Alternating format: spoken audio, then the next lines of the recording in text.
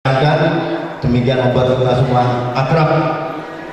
Tidak terasa 23 tahun kita berpisah dan malam ini dipertemuan kembali dan kelihatannya masih sehat-sehat.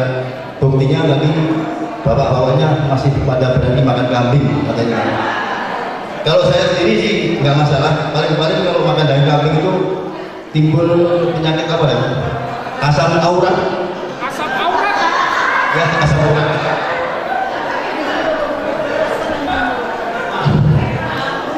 Jadi mungkin ingat ya waktu masih di bulan dulu, saya termasuk tertua karena 3 tahun lagi pensiun. Mungkin masih ada yang sebelum saya ya, masih yang punya. Saya insya Allah kalau panjang umur akhir 2018 pensiun, makanya kesempatan ini saya gunakan sebaik-baiknya. Kemanapun saya keluar kota selalu bawa istri. Jangan hanya Jokowi aja yang kemana bawa istri, saya juga boleh. Tapi kalau Mas Tomo beda persepsinya. Istrimu selalu ikut karena nggak percaya sama kamu. Padahal memang kebetulan anak saya kuliah di sini, sehingga istri perlu tengok anak kan gitu ya. Di samping itu ya hidup-hidup bulan madu kedua kan gitu. Kalau Mas Andri nanti akan menyumbangkan musik ya Mas ya? Saya bukan duit tadi. Oh, bang. Saya sebenarnya ingin nyanyi, tapi takut waktunya kehabisan. Nanti 7 regional semuanya pada nyanyi. Sebenarnya saya hanya ada satu lagu Mas, lagu yang paling berkesan di hati saya. Itu lagunya Stephen Kokenakis, lagunya Welcome to My Paradise ya. Tapi nggak usah dinyanyi musik, cuma satu bait aja ya. Welcome to my paradise, ekonomi tulen pariwisata. Jadi selebihnya nggak bisa, nggak hafal nih. Selebihnya nggak hafal. Sekali lagi terima kasih buat teman-teman semua dari seluruh pelosok tanah air. 1 sampai 7 kali 5 ya yang nggak hadir. Mudah-mudahan ini bukan reuni yang pertama, bukan yang terakhir, tapi ini reuni pertama. Mungkin suatu saat nanti akan bisa diadakan di Sumatera, di Kalimantan, Sulawesi dan lain-lain. Mas ya, setuju? Kemudian terima kasih. Assalamualaikum warahmatullahi wabarakatuh. Pertama-tama saya ingin mengucapkan terima kasih kepada panitia dari di frame 4 ya. Aplaus dulu dong buat yang frame 4. Buat saya apa yang sudah ada ini bagus, kemasannya bagus dan buat saya menarik. Kita juga bisa menikmati acaranya sepanjang hari ini sampai malam hari ini. Mungkin seperti ini adalah pertama kali kita mengadakan reuni angkatan. Saya rasanya tadi melihat foto itu agak terenyuh gitu ya, membayangkan 23 tahun yang lalu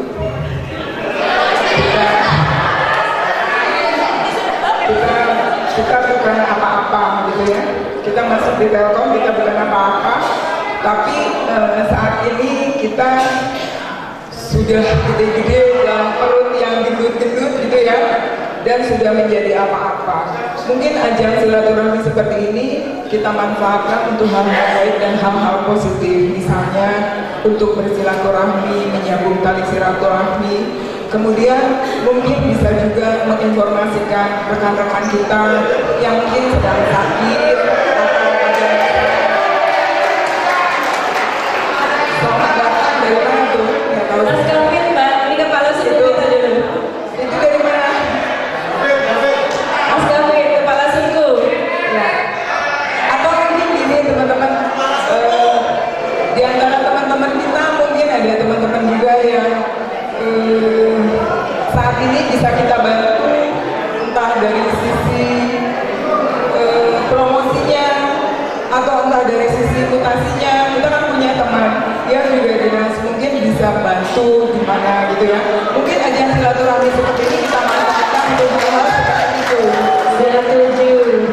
Nah, kira-kira kita ambil positifnya itu. kalaupun ada juga yang CLBK, cinta lama belum kelar, diselesaikan sudah, biar kelar gitu kan.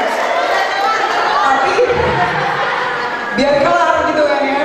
Nah, tapi yang paling utamanya adalah kita ambil positifnya dari ajang silaturahmi itu tadi, untuk membantu rekan-rekan kita yang mungkin ingin mutasi atau promosi. Itu aja teman-teman dari saya. 2 tahun ke depan adalah 25 tahun kita. Saya setuju diadakan reuni lagi. Terus di tempat mungkin kita bisa ajukan calonnya di saat ini gitu, sehingga kita punya persiapan yang lebih mantap untuk reuni perak kita 2 tahun mendatang. Setuju? Itu aja dari saya.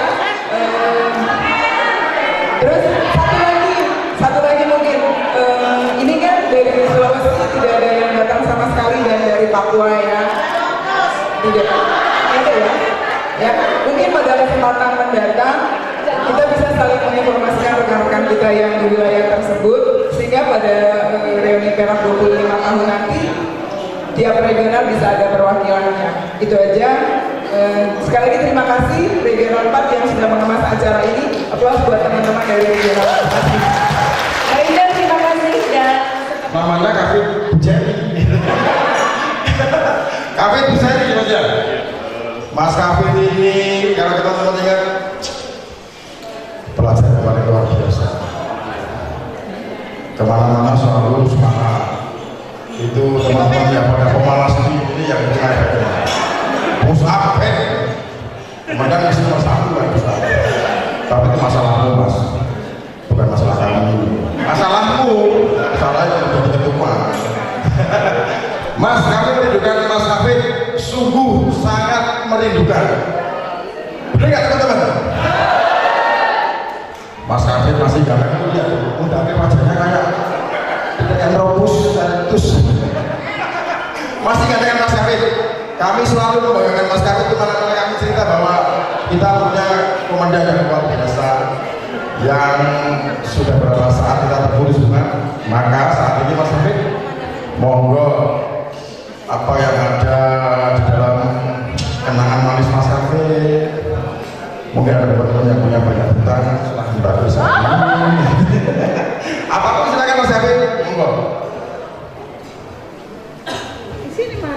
Bismillahirrahmanirrahim. Assalamualaikum warahmatullahi wabarakatuh. Selamat malam teman-teman. Om Swastiastu dari Bali ya.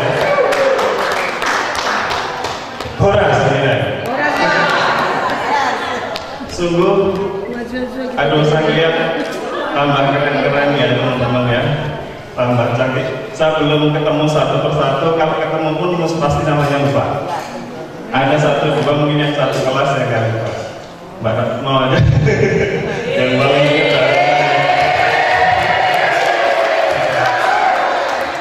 teman-teman, walaupun sekarang saya sudah bisa dari Telkom, tapi saya itu masih sangat terupdate berkat rekan-rekan Jogja yang selalu memberikan informasi ke saya, dan saya sangat bangga. Sangat bangga, dan saya yakin memang dari dulu waktu kita pendidikan insinyur itu, ya kan? Waktu pendidikan insinyur kan dulu kita dengan anak-anak OS kita juga nggak mau kalah dong, kita insinyur, kita nyebutnya kita tuh insinyur gitu kan. Dan itu terbukti bahwa sampai saat ini banyak rekan-rekan yang sudah selevel dengan mereka, gitu kan. Karena apa? Saya yakin bahwa teman-teman itu mempunyai kualitas, mempunyai kapabilitas yang benar-benar saya tidak bisa mengenal satu persatu. Cuman saya itu banyak ngobrol dengan ketua-ketua kelas dulu, orang-orang yang menonjol itu siapa-siapa dan saya tahu. Mungkin kalau saat ini saya bukan berbagi tentang sukses story ya, tapi mungkin tentang travel story. Travel story. Tetapi ini adalah pelajaran hidup yang bagus menurut saya. Jangan dicontoh tapi diambil hikmahnya oleh teman-teman. Mungkin sudah banyak yang tahu ya kenapa saya resign dari Telkom. Tidak perlu sedih, dan saya nggak sedih. Jadi di saat itu memang sebenarnya dari sisi karir saya juga kebetulan lagi bagus-bagusnya gitu ya. Karena saya ditarik ke Jakarta itu juga untuk menangani proyek di Indonesia Incorporated itu hanya 8 orang. Tapi ya ada pergolakan yang mengharuskan saya itu harus resign dari Telkom.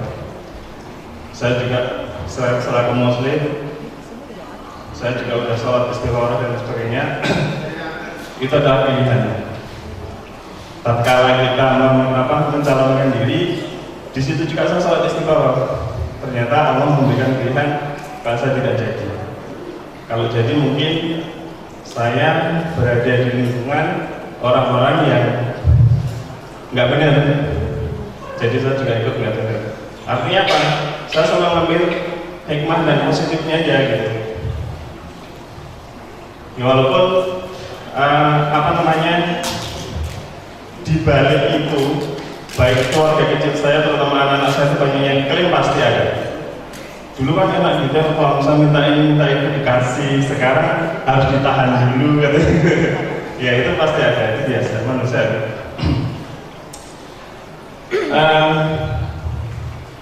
Itu adalah pilihan yang sangat sebetulnya dari sisi ini saya dimudahkan. Semua proses itu sangat mudah gitu ya. Semua proses itu sangat mudah. Tapi di akhir di inju kita ini itu adalah ada masalah di ini sedikit sorry ya nggak apa-apa ya. Saya minta waktunya sedikit. Tinggal kurang 1 minggu ada masalah di saksi. Nah, sehingga yaitu sekarang yang memiliki pensi itulah yang dulunya menjanjikan hanya tinggal kurang 1 minggu tidak turun. Saya dari 7.000 sekian TPS hanya bisa mengcover 1.000 sekian dan suara saya di situ bahkan lebih dari 1/3 gitu. Kalau dari caleg yang lain itu juga mensupport saya sekitar 5.000 aja. Kan masing-masing ini ada 8 ya. Itu nomor 2 sampai 8 itu bisa 5.000 atau 10.000 jadi sebetulnya. Saya karena waktu itu hampir dapat 70.000 suara dari gerilya itu. Yaitu cerita masa lalu. Teman-teman di Semarang sendiri mungkin nggak tahu saya Pak terjang di sana, tapi saya di sana dikejar-kejar wartawan gitu. Siapa dia gitu? Tiba-tiba kok muncul seperti itu gitu kan? Mungkin Mas Agung, Andre kadang-kadang saya hubungi Mas Andre. Mungkin karena kan musuhan kamu. Dan itu merupakan satu pengalaman yang luar biasa. Kita berinteraksi dengan masyarakat dan pure benar-benar saat itu tujuan saya ingin lebih mengabdi pada masyarakat. Tetapi ya jalannya seperti itu, kita harus mengambil pelajaran dari itu. 3 bulan saya recovery itu 3 bulan butuh waktu. Kalau lewat kantor Telkom Jogja, Telkom gitu kan, sedih gitu. Ada perasaan sedih itu pasti ada. Tetapi saya harus segera bangun karena untuk anak-anak gitu ya, anak-anak sudah menjadi dewasa, udah ada yang kuliah, nomor 2 juga udah mau kuliah gitu kan. Sehingga apapun harus saya segera bangkit untuk anak saya gitu. Jadi kalau ketemu teman-teman, saya alhamdulillah ya punya teman satu angkatan. Saya rasa semua kalau di dekat saya juga akan memberikan aura yang bagus. Teman-teman di Jogja itu luar biasa gitu. Jadi tanpa saya berkeluh kesah gitu, saya buka warung mereka selalu datang makan gitu. Saya terus terang punya warung sekarang dan memang saya sama istri saya itu sama-sama hobi masak gitu. Jadi menyalurkan bakat aja gitu. Saya apa ya, nanti cerita saya semua jadinya nggak enak. Nggak enak. Jadi ya waktu itu ada beberapa rekan-rekan satu angkatan yang kontak saya yang ingin mengikuti jejak saya. Saya sebetulnya dari perjalanan saya bukan hanya dari nyalek itu semuanya sudah saya tulis gitu. Waktu itu saya sandingkan ke rekan-rekan saya waktu dihukum, Mas kok nggak ditulis jadi cerpen aja katanya gitu kan, karena ini fakta yang bagus gitu. Katanya nanti nggak laku, aku bilang gitu kan. Terus terang aja, saya saat ini memang waktu itu saya ambil keputusan semua putus dari Telkom. Jadi semua saya ambil sangat mengajukan, karena memang aturan dari KPU bahwa harus ada surat tanda tangan dari direksi yang menyatakan saya sudah keluar. Mau tidak mau harus ambil. Jadi kesehatan saya ambil, uang pensiun saya ambil sekaligus. Jadi saat ini mudah-mudahan saya sudah diberikan kesehatan aja, supaya tujuan saya nggak ingin merepotkan Telkom. Karena saya masuk dari awal, saya tidak pernah bermasalah dengan Telkom, dan saya keluar juga insya Allah tidak mau mempermasalahkan dengan Telkom, sehingga ya udah, walaupun putus tapi ikatan secara batin itu tetap ada, cuman secara pribadi dan keluarga supaya nggak repot itu aja pikiran saya gitu. Nanti sedikit klaim dengan Telkom, masalah ini ribet banget gitu. Dan kita tahu di Telkom seperti apa gitu. Tadi saya dihubungin Mbak Munah ini sebetulnya. Saya tadi antara datang dan tidak datang gitu kan. Teman-teman kemarin juga ngantar undangan Mbak Umi sama Mbak Dewi ya. Saya masuk ngomong. Rasanya itu berat sekali gitu. Mau ketemu teman-teman itu berat sekali. Cuman saya harus menghargai dan menghormati rekan-rekan yang sudah datang dari luar kota gitu kan. Pasti juga ada semacam kerinduan yang ingin bertemu dengan kita semua gitu kan. Saya harus datang dengan ala kadarnya apa adanya saya saat ini gitu ya. Tapi saya tetap bangga menjadi diri saya, dan insya Allah saya tidak mau menyalahkan siapa-siapa dalam hidup ini. Kita harus tetap jalan. Yang ingin saya sampaikan, pergerakan di Telkom, karena saya komplit kebetulan Mas, pernah di AR, pernah di ini, jadi saya sedikit tahu tentang masalah sijab dan sebagainya gitu ya. Nah, kalau ada peluang, jangan ditunda, jangan karena saya masih punya tanggung jawab ini, punya tanggung jawab itu urusannya Telkom. Tetapi masalah karir Anda harus pikirkan untuk diri Anda sendiri gitu. Jadi jangan sampai ada peluang yang seharusnya diberikan kepada kita akhirnya menjadi hanya orang lain karena kita selalu menolak gitu.